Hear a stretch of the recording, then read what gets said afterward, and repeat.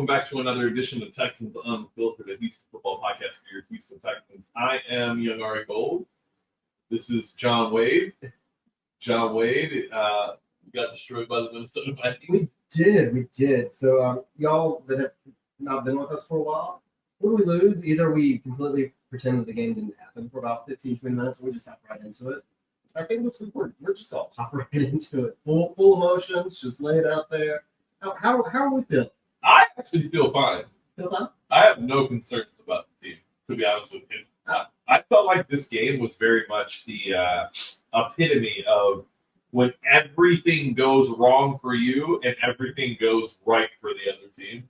Every bounce, it was legitimately every single step was like, oh God. Like you knew as soon as that tip passed, like this is either going to be an extremely long day or we're going to lose. Yeah, I mean, I don't think we went over our record predictions at the beginning of the season, but I've been sitting there thinking that we're going to be around 11-6. Okay. Like, that's my expectations, 11-6. So, of those 6 losses, there's going to be a couple of games where just nothing goes right. And I said that at the beginning of last week's episode. It's like, don't be surprised if we come out, and this is one of those games where it could easily be nothing goes right. We've never won in that stadium. They're a good team. They're a surprising team. I don't think that they have our depth, but it did not matter this past weekend. It didn't matter. That was just a straight up ass kicking. It was a combination of they came out there and they kind of wanted it more. Like they're still playing with this. It's the 3rd game of the season, but I'm kind of surprised with the chip on their shoulder. They're just demonstrating like that defense is absolute chaotic. Brian Flores is a genius. Dude, he is. He'll be a head coach next year. Flores is a genius. Kevin O'Connell, he's a genius. Yeah. We've already said that. I think that y'all were giving me shit for sucking his dick last week, but I think he's a great coach. Oh, and no, he's absolutely proved that you get that out of Darby. By the way, you said sucking Kevin O'Connell's dick. That the kids nowadays would call that, just so you're aware, glazing. Oh, glazing. You were glazing. I was glazing him. You were glazing him. Learning something new every day. Yeah, 100%. You wouldn't know that yet because Jack's not old enough. I mean, I've heard what is it? Skibbity toilet? Skibbity toilet is a thing. Riz? Riz, yeah, I know all about Riz. Okay. I know that if you're Ohio, you're mid. Oh, is that true? Yeah. So I actually had to explain this to some older people the other week, where they didn't even know what mid meant. So I'm like, Ohio means mid. And they're like, well, what does mid mean? I'm like, really? Okay. So that's how far we progressed. So we've even moved on where there's a whole generation that doesn't know what mid means. To the youngest generation has now replaced mid with Ohio.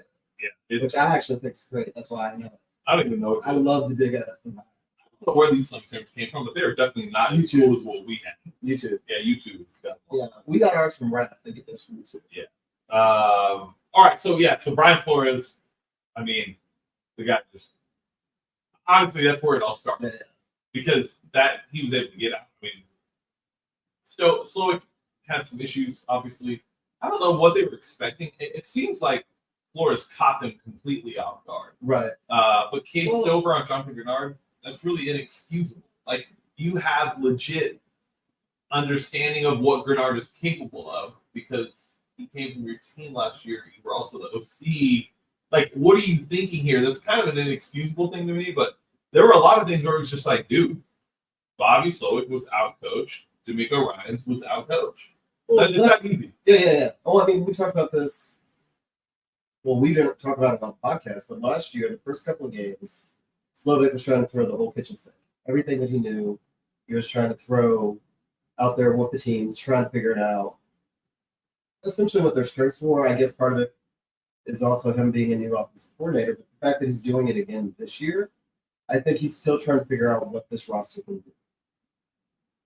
And with the things that Flores likes to do, I believe it was Mia Collins that actually called it out. She was like, watch out for CJ Stroud struggling with Flores because they have this great ability to put a defender where you don't expect a defender. Yep. And CJ Stroud has like this unnatural ability to see a formation and to kind of recognize where everyone's going to be, recognize the coverage. And Flores does a great job of disguising that in a way that other coordinators do. And this is a great way to attack like the zone blocking scheme. the West Coast offense, because you're expecting people to be, and there's linemen that are downfield that aren't supposed to be there, and linebackers blitzing that aren't supposed to be blitzing. And it just threw a wrench in what the Texans were trying to do. And this is where that old Bill O'Brien offense, where if they're going to do all that shit, you just knock them out with power. Yeah. And we didn't even try. Yeah. And I think that our roster actually can do a lot of the power. Like, I think that's part of the reason why they made British Brooks a fullback. They're so hell bent on keeping a fullback. Was every now and then they recognize that you got to knock people out. However, regardless, it might be because Stover had to move because he was playing that fullback move position the first 2 games to being pure tight end. Yep. With Jordan getting hurt. Yep. And then bringing in British Brooks, who's essentially a rookie fullback. Yep. They just never tried. But you see a couple of runs from Cam Akers where you're like, what the fuck? I know we were losing, but what the fuck? Yeah. Yeah.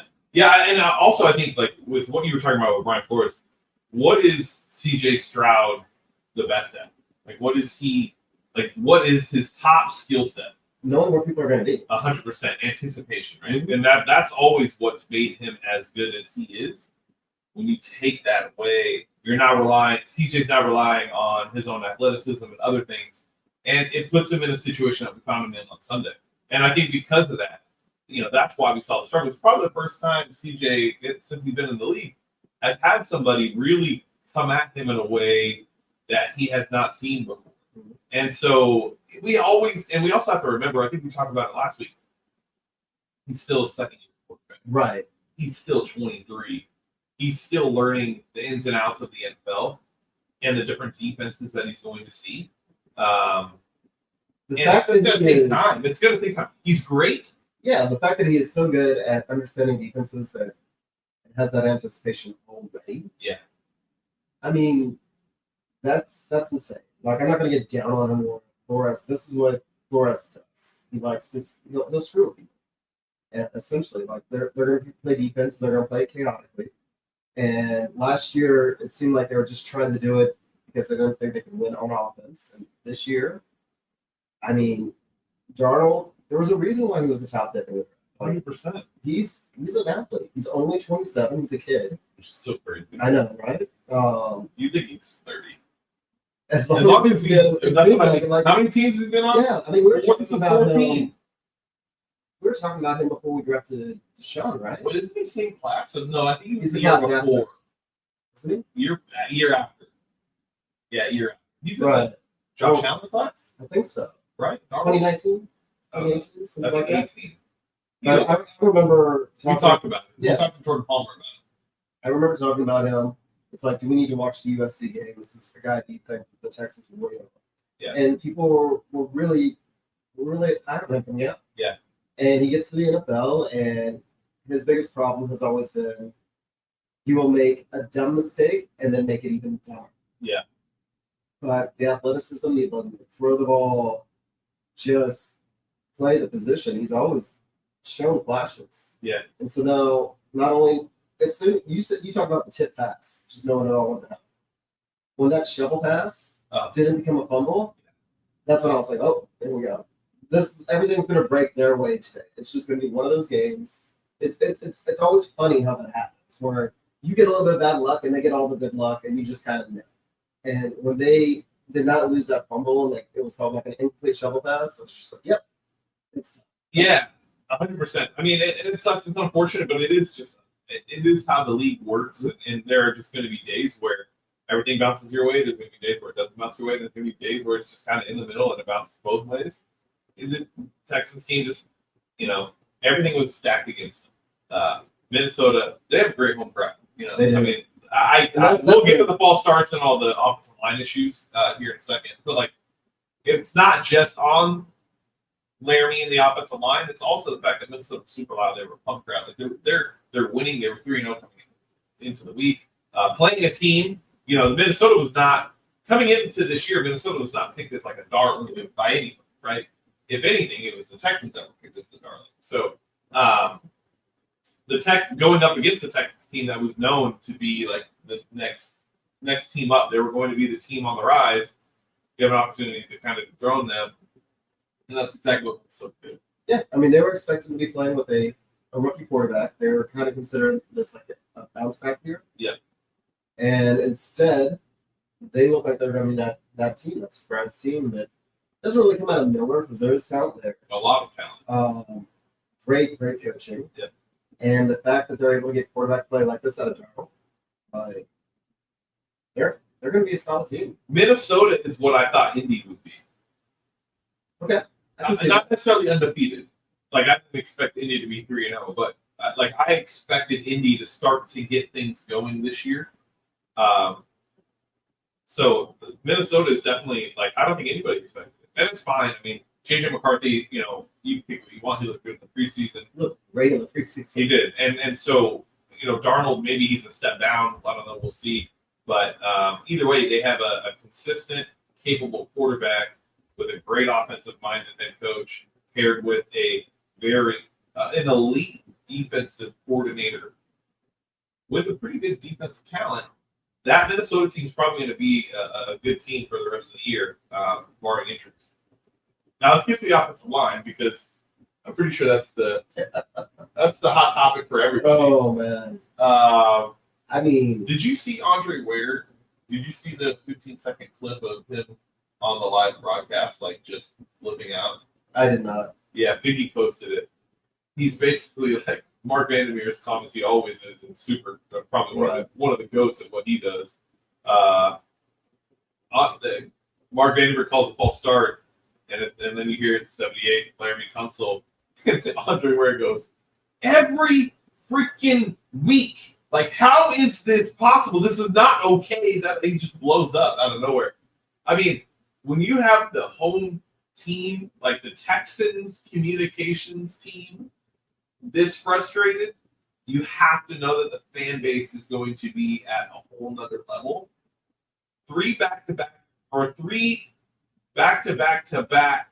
false starts on what was a 3rd and 4, I think on the 30 or 30-ish, to put you out of field goal range and to force you to punt. Considering what's invested in that offensive line, it's inexcusable. Oh yeah, it is. In every way. I mean, I've kind of wondered before, and I think I got a little bit roasted last year, where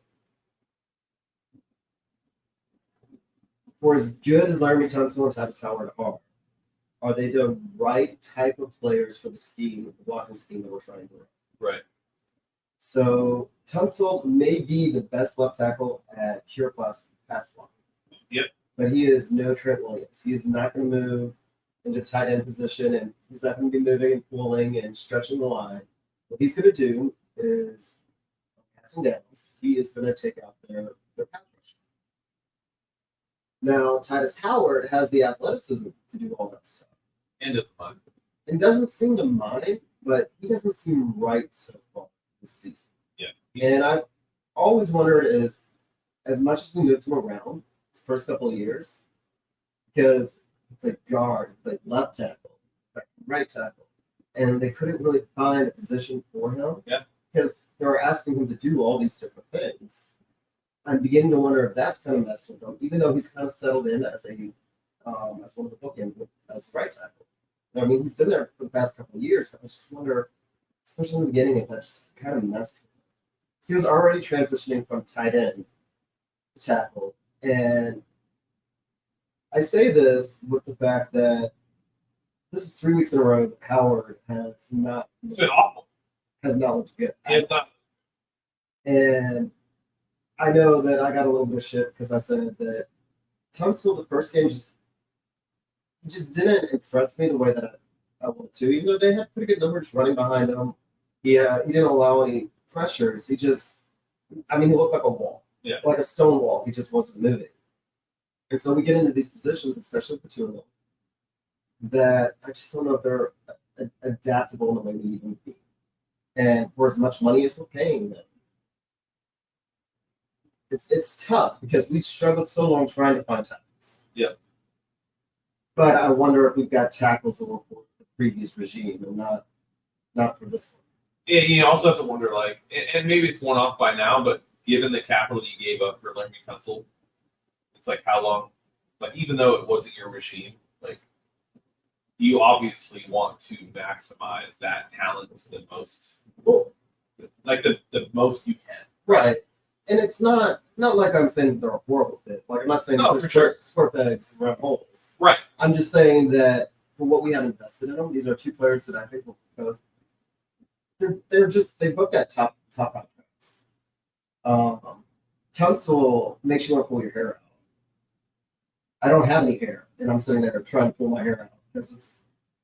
That actually might be worse. I know, right? But I mean, my son thought it was so funny when they called Paul Start, and I'm like, it's Tunsil. And they said it was Tunsil. And he just died laughing. I'm like, he's like, you weren't even watching the game, you just heard it. I was like, yeah. You just know. You just fucking know. Yeah, I think at this point, it's absolutely the Titans thing is an interesting thing because it's like, dude, Titans, you got to get your shit together. I get it. We've moved you from guard to tackle to guard to tackle to guard to tackle. You're at tackle full time this year. Should we expect you to come out the gates strong? Probably not. You played guard pretty much all of last year. So it's like, okay, maybe we mishandled that a little bit. Maybe some of the onus does need to go on the coaching staff and say, like, pick a place for this guy. You can't expect him to develop if you're constantly moving him around and not putting him in a position to succeed. So I will say, like, one of the frustrations everybody had with Bill O'Brien was the fact that everybody was always moved around on the offensive line. And you move Titus around. Ever since he's come into the league, he's been moved in every single position. So either keep him at guard, which is, we don't need him there. Kenyon looks to be fine. So he's going to have to learn to play tackle again. You paid him like a tackle. There's really no excuse for it. Laremy Tunsil, on the other hand, look, Lance Zierlein came out. I don't want to misquote Lance because I don't, like, I remember parts of what he said, but basically what I remember Lance Zierlein saying on Monday post-game was that he's heard from NFL sources that Laremy Tunsil is not forced to practice, does not like to practice, and a lot of times will not practice with this team. I mean, last year we had a 3-4 game stretch with no sacks allowed, with second and third stringers playing offensive line. Well, we talked about it last week one. A lot of it was schemed up from Bobby to protect CJ last year. Right. They're allowing the offensive line this year to just, instead of scheming protection, do your job. Mm-hmm. Which part of me wonders, is that necessarily the right call? Like, you've got these guys that you're trusting to do their job. Whereas last year, we were more efficient and we were moving the ball more efficiently with less sacks, by kind of scheming up the protection, kind of scheming up the quick passes, just not sitting there trying to rely on our offensive line that we're paying attention. Yeah. And they were playing a lot, they were moving a lot. Right. Like the backups move. Yeah. And this is where it gets back to, for as good as Tunsil's been, compare tape from the beginning of last year to when he was out last year. You have, I can't even remember the backup's name, but they were moving. Yeah. And he doesn't move. Yeah. And again, what Tunsil's asked to do, there's no one better. But there are things that they don't do with him that I think might make the offense better. I agree. I mean, we saw it enough last year to know that, like, Bobby can scheme up a protection to keep CJ off the ground and protected and be able to also execute the offense. It also might work better for the offense, right? Right. If you look at the Niners and you look at Kyle Shanahan, that offensive line is always a new offensive line. They're always doing something new with new players, and they're kind of just plugging and playing on the offensive line. I don't know. Maybe that's a good point. It's a potentially something that maybe they look into. I'll tell you what, though, the one person that I believe that's not being talked about as being frustrated is, like, as frustrated as we all are with this, I promise you Nick Caserio is that much more frustrated. Oh, yeah, definitely. This is not something, one, he inherited Laremy Tunsil. He negotiated with Laremy Tunsil. I think there are aspects that are super frustrating to Nick about this. And, it'll be interesting because I don't think they'll trade him. No. And I don't think it's the right. I'm not going to sit here and say I think it's the right move. This is now. If you were to get a Miami Dolphin type, if you get Miami Dolphin offers, I'd be okay moving. We're stuck with them for the rest of the season, no matter what. And this is us more or less just venting because it's weird. Like, I don't know how else to put it. It's just a weird situation. It's not that Tunsil's bad. Right. It's Well, just, but he is bad also. Like But the he- false starts, he is bad. oh yeah. That's him being selfish, trying to count the snaps so that he can put himself in the best position to protect instead of doing what's best for the team. Right. It's kind of like JJ Watt not staying disciplined in his gaps and just taking on the superhero role to do what he wanted to do on defense. Right. It's very simple. And part of my frustration, though, is when you have these two guys that are supposed to be road graders, and you go up against this Flores just chaotic fight, where how you attack that is by punching him in the nose. Yeah. This is what they should have been able to do. Yeah. This is where they should have been able to cover the weaknesses in the zone blocking by just saying, you know what, we have Tunsil, we have Howard, we have Shaq Mason, we've got Kenyon Green. We have two centers. We have two centers that can legitimately play at any time. And these are big guys. Yeah. And if you're going to sit there and you're going to twirl and dance and not be down in a 3-point stand and not have leverage, they should be knocking your ass in. 100%. And that's where I was pissed off. Yeah, that's fair. I think it's fair. I think it's a fair way to feel. Like, if your linemen are going to drop into coverage like the way they were doing it, Tunsil should be running up there and knocking them in the chest and putting them on the ground every time. So if you're not going to get down and bite me, you're going to be on the ground. Yeah. And they weren't doing that. Yeah. No, and Tunsil doesn't strike me as somebody that that's like this dog. Oh, he's not. I mean, he does not look, act, or speak as if he is a dog. No, He looks, acts, and speaks as if he is a real estate mogul that has a ton of money. That's how he moves to me. And he almost views himself as a specialist. He is one of the best pass blockers in the league. 100%. And he knows that, and that's why he views himself. But he does not live, die, and breathe football. No. He's one of those guys, and I hate to say it, because it's not that I don't think he's competitive. I think that he cares very much about being the best pass blocker in the league. But I don't think he cares to be the best lineman in the league. I don't think he cares if they win the Super Bowl. Yeah, no, I would agree. I have a hard time questioning. I always will have a hard time questioning anybody's passion or want, because that's just something that you really can't measure. It's always a guessing game. You would think that that's probably how Tunsil approaches the game. I would never want somebody to question my passion or love, but I get it, because what you see on film is potentially that. It's like, what else can it be, right? It's the same thing with DeAndre Hopkins at times when he was here. So it's like, I don't know. Either way, it needs to be fixed, but his answers. I never want to dig a player for saying, oh, he doesn't live, breathe, die football 100%. Like, whatever. Like, it's a paycheck. It is the job for them. It is like, I don't want to knock him for saying, oh, he's, or like coaches speak, he's not 100%. It's like, whatever, be the best that you are, what you are. But if that's all you're going to be, you need to cut out those false starts. Like, if you're going to be the best pass, I don't care what your grade is when the guy's in your face. I care also how many times you cost us yards and penalties. Right. Yeah, no, and to your point, I mean, look, I would say work-wise, we're probably, I know for a fact I am. I do a very good job of separating my work and my life. And I start my job when I'm supposed to start my job. I end my job when I'm supposed to end my job. I don't think about my job past once I'm logged out for the day. If Laremy comes in and checks out, I don't care as long as you perform. I truly don't. I don't need you to be this football savant with that type of shit. Eat, sleep, and breathe football. That's old school mentality. We're shifting away from that. I feel like it's like a culture in general of like this workaholic. Be immersed in your work. So I'm fine with it, but just be the best then. If you're going to be the best pass protecting left tackle in the league, that also comes along with not having false starts on a weekly basis. Fair? I mean, yeah, he's guaranteed at least one, usually two. Every time. And no, we didn't lose the game because we didn't lose the game. It didn't help though. It didn't help the narrative of where the team was going. And it's easy because we lost to be pissed off. 100%. Whereas we won, it's like, it is what it is. But when you lose, and you lose like that to a team that I still feel like we should have matched up fairly well against. Yeah.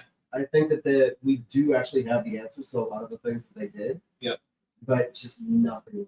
Yeah, no, I agree. I think the other issues before we move off of Tunsil and the offensive line is the lack of accountability Tunsil showed post game Oh yeah. with taking it all and basically blaming the entire offensive line and then also blaming the refs. Like, to me, if we pay you what we pay you, your mentality should very much be, especially when you think about like you're the captain too. You're not just the best left tackle. You're also the captain of this team. If you're a captain, right, you take accountability. And it's like your number is called, man. And he may be right on the formations being called the way that they are against the Texans, but you don't voice it the way that he did. And even if they are calling it against the Texans and they're not calling it against other teams, you still don't do them. It is you let your coaches, you let the staff pick that up with the refs. You as an offensive lineman, you realize that is an issue and you just don't do it. Yeah, I agree. I think that the post game was probably my biggest issue with Laremy was the fact that it's just like zero accountability, which I think this team is what D'Amico has said publicly it should be. Mm-hmm. Those comments absolutely contradict everything that D'Amico has said about this team and CJ. And the problem is, if that's the case, and you have your left tackle captain speaking against what your head coach believes is the core foundation of this team, there's likely some form of issues here. And it might be the beginning. It might be something they overcome. It may be something that never bubbles up into anything. But you have two different mindsets here that are eventually going to either clash or correct themselves. And that very much seemed like an opportunity for Laremy to avoid that. But he instead embraced speaking his mind and going up against what his coach has always said. And to me, that's really the underlying issue. Yeah. And I mean, again, I have no issues if Tunsil wants to be a mercenary, whatever. You pay him for his services and he moves on. Whatever. That's his prerogative. That's what he gets to do. But like you said, voicing it in the conference like that, little things that they need to correct, he should correct. And again, I'll just go back to we're all pissed right now because we lost. Whereas if we're winning, that stuff doesn't matter. Yeah. But it's concerning and something to keep note of because it will eventually cost you games. I'll say when I came into the year and I picked the Colts to win the division, I said to myself, the outside expectations were always going to be a thing that concerned me for this team. And it wasn't because the expectations were too high. It was because of who is at the helm of leadership and running this team. And not that I question D'Amico or CJ or any of the other captains. It's more or less the young group that we are. Second-year head coach, second-year quarterback, second-year offensive coordinator, right? Everything went really well last year. So there wasn't a ton of adversity that they needed to face. Their schedule was a lot easier as well. Well, now you're seeing a tougher schedule. You're seeing a lot more fights, and you're going to have to really be scrappy. But you're also, and this is something you didn't have to do last year, you didn't have to block out the noise. Right. There was no noise to block out. Now there's a lot. First Sunday night game in 5 years. I mean, we're not used to having that sort of spotlight. Right. And I thought that a lot of the hype for the team was a year ahead. I agree. That's why I like the Colts. I thought that first off, our schedule is we're playing a first place schedule instead of a fourth place schedule. We're playing it with a quarterback that's going to have a little bit of growing pains. I think the offensive coordinator is going to have a little bit of growing pains. Just against better competition, like it's going to take advantage of a lot of things. We're not going to be surprising people. Whereas last year, like the expectations last year were in hell. Like the bar wasn't even on the floor; it was underground. Like we showed up and we put a team together that was competitive last year. That was all anybody was asking for. Yeah. And not to even go to the playoffs, just to not get embarrassed. Right. And so we go from those expectations that were non-existent There to weren't this year. Let's just say there were zero expectations last year. Yeah. This team was fighting with house money all of last year. To this year, where all of a sudden you got people that are like, if the Texans don't make the Super Bowl, I'm gonna be disappointed. Well, and that's like the issue for me is like seeing the fan base. Like I honestly wasn't too bothered by this loss on Sunday, to be honest with you. I wasn't even mad or frustrated. Like it's good. We're not going 17-0. We're going to lose. Do you want to lose in that fashion? No, but like it doesn't really matter how you win or how you lose. Really, in January, it's like, are you in the dance? And if you're in the dance, great. Yep. So nobody's going to look back and say, "Oh my God, that Minnesota Vikings lost." Like I can't expect them to continue to win in the playoffs. So like I don't really just put a lot of thought into it. But not an early season loss, not with a team that is this young. Right. And this isn't a game that the Texans necessarily blew because they were never in it to mess it up. Like this isn't a game that they should have won. This is a game that from the opening 5 minutes, you're like, yes, this is not going to be 100%. Now, would it have been great to see him come back? Yeah, like we would love to see that. I thought they were going to. But I mean, this wasn't a game that the Texans were really in it. No, agreed. All right, so let's go to the defensive side of the ball real quick. Not a lot to talk about here. Run defense shows up again. 3 straight weeks of solid, good run defense. The passing side of the ball, a little scary. The lack, and it's going to be, I swear to God, if we pulled clips from every single podcast we've ever done, I will be screaming this, and I have said it for so long, and it's like such a simple fix. I don't get it. You have man corners that thrive in press man, and yet you refuse to allow those corners to be in a position to succeed and play to their skill set. Derek Stingley is a man corner. He thrives in man. You put him on Justin Jefferson. You have a press at the line with safety over top for help, and you just live with what Justin Jefferson's going to do to you. That should be the strategy. I don't understand why we don't do it on a consistent basis. Yes! And they were staying to their sides. Yes! They weren't even you do stuff like that when you have no faith in our safeties. But they really just show the absolute complete lack of our safeties that much to not even, I don't know. It blows my mind. If nothing else, you just put Stingley and you have him just shadow Jefferson the whole time. Just leave him alone. You can do everything else. You can play the other side all, 100%. whatever. But just match up your best player versus their best player. It seems like the most simple decision to make, and I don't understand why we don't make it. I mean, there's got to be people out there that are smarter than me that can tell me. The only thing it says to me is they don't trust the safeties. Sure, but that's not. I think we've seen that that's not the case. You've seen Bullock play well. We've seen things. We've seen Jimmy Ward play well, which is a shock this year, right? So we're seeing things that align with them somewhat trusting the safeties. I think D'Amico sometimes gets too cute. I think he thinks he's Brian Flores, and in reality, he's not. He's not really even close to Brian Flores. It's just a reality. It is. I mean, when you look at San Francisco and what he did, the amount of talent on that defense played a part in the success of that defense. I mean, that entire defensive line, first-round picks, right? Like, they had good corner. Like, they just had great. I would say middle linebacker development, he thrives. Mm-hmm. And I think he's a good defensive coordinator, but, like, Brian Flores is a tier above. Don't try to be so cute. Let your best players. It's what we talked about last week with the Patriots and why they had so much success. Is they never asked their players to do things they weren't good at. They only asked them to do things they were good at. And we're now going away from that a little bit in the sense of how our corners play. It's very frustrating, but I also it's funny love for me corner because play, so it's different.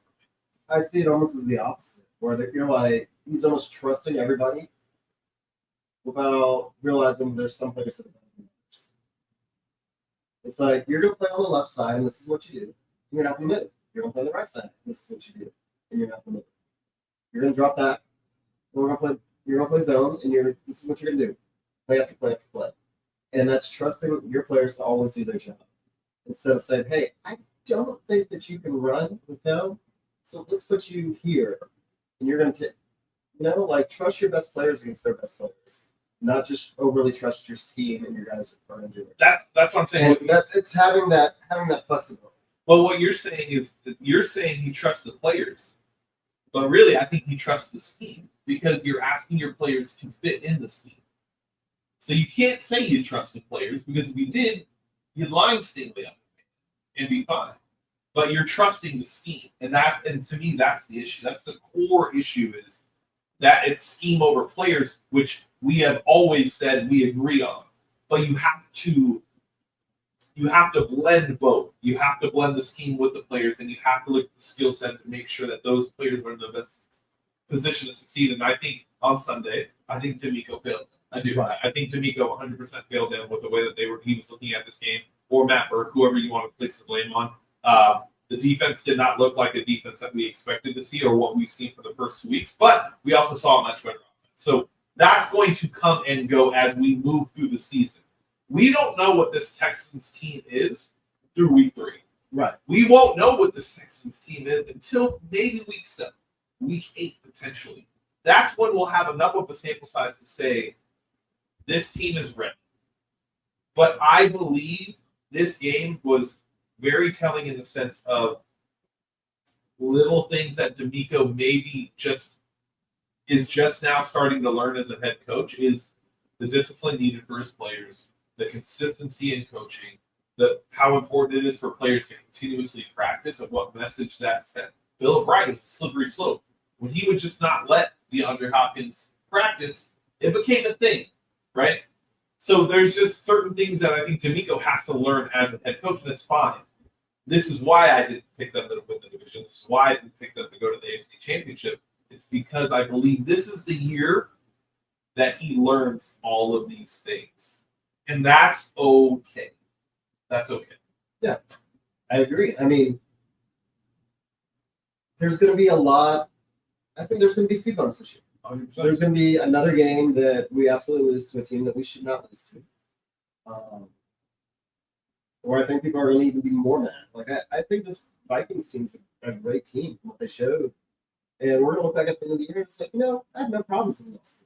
Especially at home. Like, great atmosphere there, well-coached team. I mean, Jordan has to be over the moon. Jordan Fund has to be over the moon over how well Roger Hill played. Oh, like, yeah. That was one of his guys. Yeah. And Vikings got the most out of him. They took all of our cast-offs, it seemed like, and made sure that they had career games against us. That's just what it felt like. Yep. I mean, they didn't really, but it felt like that. And we got our asses kicked by a very well-coached team that just didn't make any mistakes, whereas we made a ton of mistakes. Yeah. And the fact that there was a couple of moments where it seemed like we might be able to fall back into it, even with it's much going against us.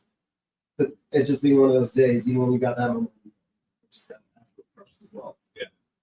I mean, Fairbairn missed a field goal. Off the bat. Like, right off the bat. That a 50.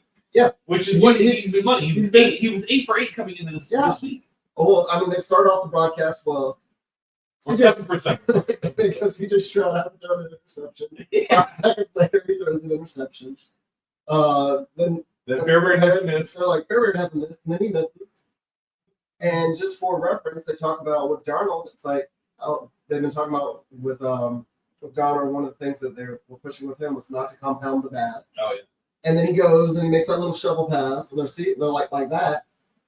And then it still ends up on the Vikings. So that's all you need to know. Yeah, I think that's a really good summary of the whole game. I think this team, it like you said, it's going to be a lot of obstacles, lots of speed bumps along the way. I think it's okay. This team is, they're not battle tested yet, and unfortunately, when you look around the league, when you want to have success in January and February, you have to be battle tested. And I think unfortunately, this will be the battle tested season. This will be the season where they learn a lot about themselves. The coaches learn a lot about themselves. The players learn a lot about themselves. And I think they're able to take that and carry it on into the 2025 season. And it sucks as a fan for those that came in with high expectations. I think we're more of a seasoned fan, not just from a Texans perspective, but from a sports perspective, to where we know our felt. We could be totally wrong still, by the way. Like, they could go win the Super Bowl. Who knows? It's any given. That's what we're hoping for. Right. Don't get us wrong. No. But we're just trying to manage our own expectations. And we also know that coming in, those expectations it's rare to be in that category that early. You shouldn't be in that category that early. And when the national media and everybody's talking about you after 1 year, it's like you have to look at the data of the league. The data of the league is the most important thing that you can look at. There's 60 years or however many years there are. There's a ton of data to go look at. And when you go back and you look at second-year coaches, second-year quarterbacks, second-year offensive coordinator, not good teams so far for the last 3 or 4 years. They're starting to put things together, exceed expectations. It just shows you that it's not going to be the year you want to expect, and that's okay. Yeah, that's okay. Well, I mean, the biggest trap you fall into as a fan base is you always expect yourself to be better. Yeah. And there is a little bit of a sophomore slump, especially with coaches. Especially with second-year quarterbacks. Where people kind of learn their tendencies, what they were successful at, and it's how to date it. Yep. I'm not saying this to say that the Texans are going to be this huge disappointment. I'm saying this as I expect them to lose 6 games. And I expect that there's going to be a game or two that you're just like, why did I bother watching this at all? Yeah. This doesn't mean that they're now a bad team. This doesn't mean that we're going back to where we were 2 years ago. This doesn't mean that I don't think they deserve all the hype that they got. What this means is they got a ton of hype. They've got to learn how to adjust to playing with that. They're playing a better quality of opponent. Yeah. And now teams have tape on them. That part's another one. The team does have, every team has tape on CJ. Every team has tape on Bobby Slowick. The league always catches up. Yeah. They always catch up. And it's one of the problems also with Slowick being told that he's going to be the next boy genius. Is now he's probably trying to live up to that expectation. He's got to simplify things down a little bit. I always like how you make a German. Slowick. Whatever. I like to rename people. I can never get Darcy McKinney's name. Right? Bobby Slowick. But I mean, just take a deep breath. They're gonna figure things out. I still think they. No, I think they'll be fine. I mean, they're gonna make the playoffs. They're gonna learn. It's gonna be, like I said. I hate to say this is a learning year because it's like in your mind it shouldn't be. Right. But it is because they exceeded so many expectations last year. They were caught up, and it was momentum, and there was just so many things going right that you had to know that not everything was going to go in that same direction. Right. And it's just how it works, and it's fine. Luckily, this week, you get to have a get right game. Luckily, this week, you get to go against the Glitter Kitties, and they're coming off of a embarrassing loss to the Buffalo Bills Monday night. And Trevor Lawrence doesn't look to be the godsend at quarterback that people thought. There are conversations about benching him. Did they pay him? I'm pretty sure they paid him. I'm pretty sure pretty sure he got paid. I mean, is Trevor Lawrence a bust? That is an interesting conversation. I'm going to check and see if he got paid while you talk. Most hyped up quarterback ever. Number 1 college recruit. I think he's like the highest rated college recruit of all time. Or at one point he was. Comes into the NFL like he was the can't miss, the guy that could be a quarterback from age 18. He did win a national championship, which pains me because it's so close. But he goes to the Jaguars. Yeah. And I remember thinking with him, his biggest problem would probably be he's never not been the best player on the field. Like, not only the best quarterback, best athlete, the fastest guy. Like, he was everything.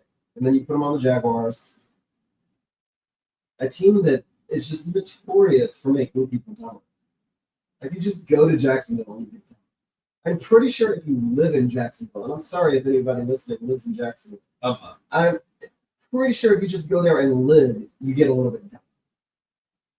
And I mean, the proof is definitely with the football team. Every now and then they kind of surprise you and come up, but they always revert back to what they are. And I think they said that his QBR is behind Daniel Jones. Is that correct? Yep. I mean, no, not behind. Daniel Jones he's worse than Daniel. Yes. Yes. Okay. Yeah. I just want to make sure that's I want to make sure everybody knows Trevor Lawrence is worse. Is living statistically in the statistical tier with Deshaun Watson and Daniel Jones. Dude, that is insane. How does that feel? Not only that, this team the Jags have done everything to best support him. Offensive line investment, weapons, maybe the coaching. I don't know. I was never a big fan of Doug Peterson head coach hire, but I don't need to be. I think anytime an NFL winning coach is dumped, there's likely not good things. Now anybody can learn.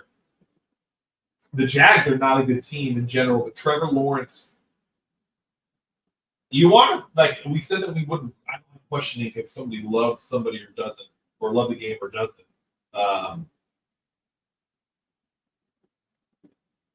I have concerns that I don't even know if he likes the game.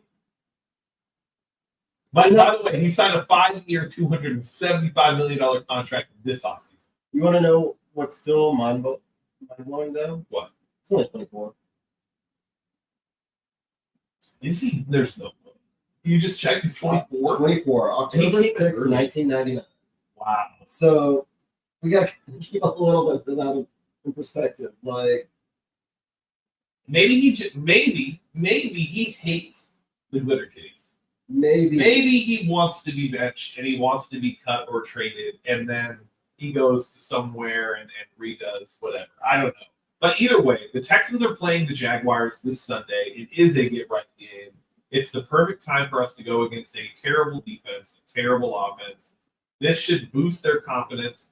Hopefully, D'Amico is in everybody's ear this year talking about accountability and getting them in the right position to succeed and continuing to preach about these penalties. It was back to, let's not just talk about the offensive line in general. Penalties in general, from the Bears game to this game, they did not correct the issues in the Bears game. They carried on into. Honestly, that's the concerning part for me. That was actually the most concerning. 100%, because it's like, why didn't you make it? Like, maybe you did make an effort, and if you did make an effort, and the coach and the players aren't taking to the coaching, now we have a bigger issue. Yeah. If that's also happening and Laremy Tunsil speaking out against your accountability, now there's another issue.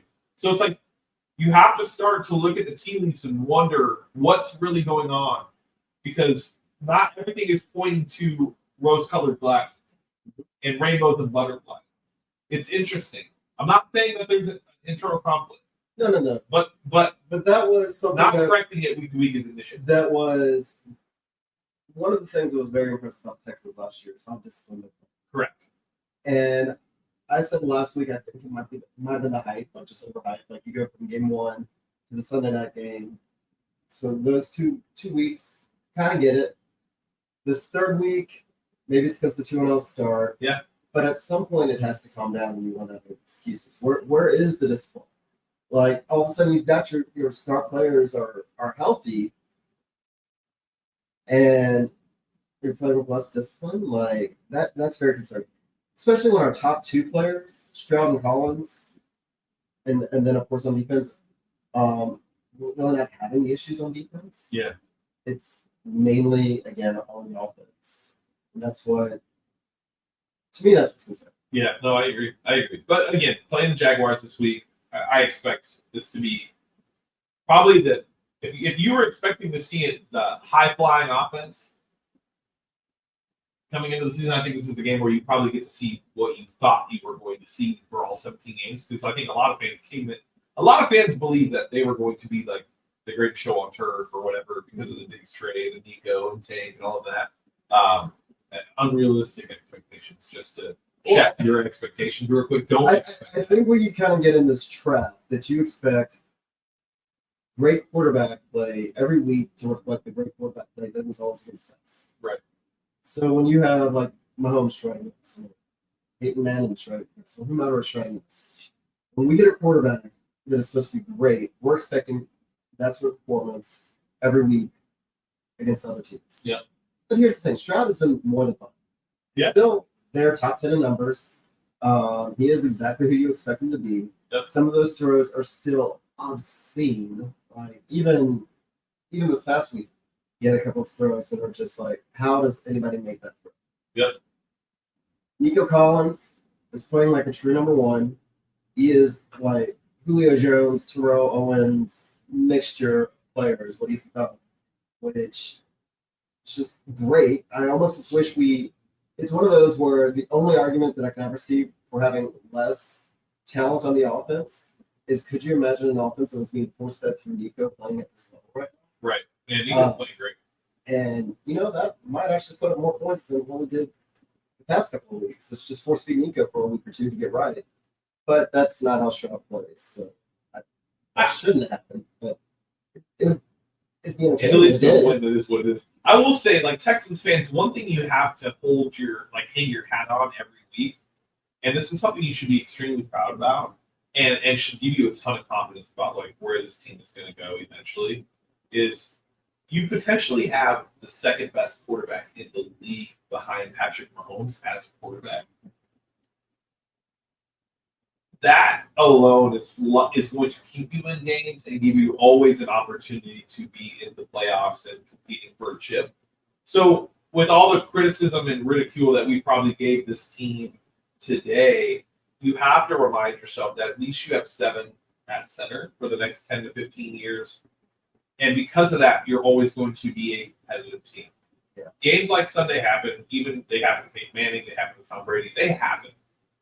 You just have to know that those are going to come occasionally. But understanding that you have C.J. Stroud as your quarterback for the future, you should always go to bed Sunday night with a loss knowing I can sleep good because I have C.J. Stroud as my quarterback. And because of that, I'm going to just not think too much about this loss. Yeah, I mean, Pat Mahomes, when he was first starting off, when he was at the experience level that Stroud is at, he had lots of games where he was just like, fuck it, Tyreek's out there. I'm just going to haul it out there and throw it to him. Right. And C.J. Stroud, for good or for bad, even though we have a receiver in Nico that he could do that with, he never does. Yeah. He still tries to take him and react to what the defense is doing instead of force-feeding it to one guy. And we'll see if that's a good or bad thing. Right now, it's like you can, I think, to kind of get yourself right every now and then.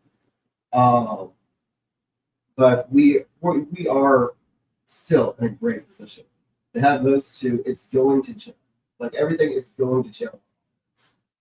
It's just, we're all getting a little bit impatient because we're waiting for it to happen. But it is going to happen. Yeah, no, I agree. All right. Jags, Texans. I expect a dominating win against the Texans this week. I think everybody probably should. There's no chance that they lose to the Jags. I don't know. Maybe not.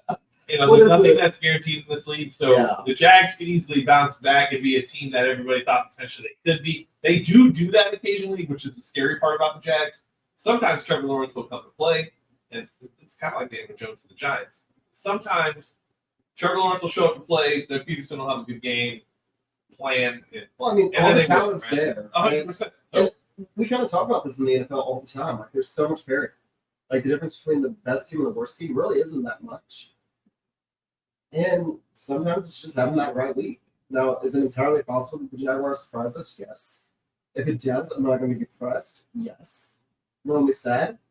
Very much so, because this is a team that I just don't think has their act together with the Jaguars. Yeah. Like, we should absolutely roll. This should be a get-right game after a loss.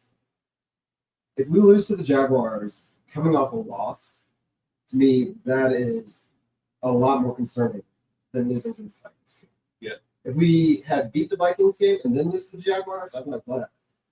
But if we lose this game after getting punched in the nose we did, and if we don't respond in this game against a team that is inferior, then I will be worried. Yeah, no, 100%. So your prediction is that the Texans blow the Oh yeah, they should blow the doors off. yeah, I think they will blow as well. It better not be that bullshit last year. In my opinion.